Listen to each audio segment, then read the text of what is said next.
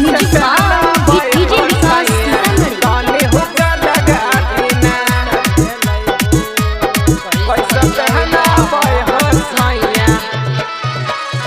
छोट भेलै हो सैया छोट भेलै हो, छोट भेलै हो सैया छोट भेलै हो।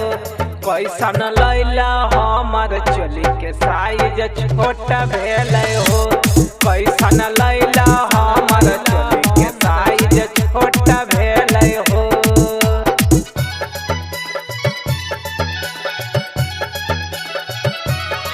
कैसे पहना हो सैया पानी हुक्का लगा बिना, कैसे पहना हो सैया।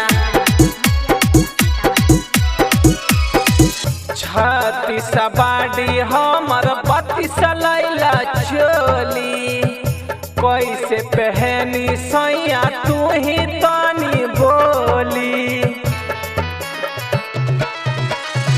36 बाड़ी हमर 32 लैला चोली, कैसे पहनी सैया तू ही तानी बोली।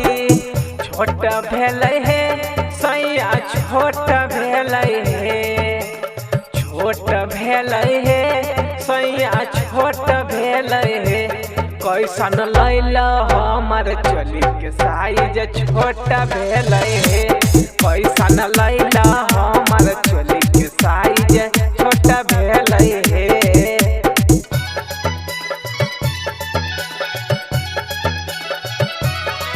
कैसे पहनी हो सैया पानी हुक्का लगा दी है, कैसे हाथ पनाई के सैया पानी हुक्का लगा दी है।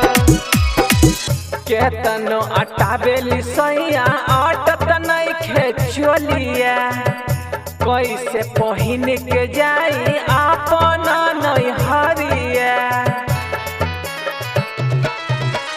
केतनो अटावेली सैया आटत नहीं खेचोलिया, कैसे पहिन के जाई आपन नहीं हरिया।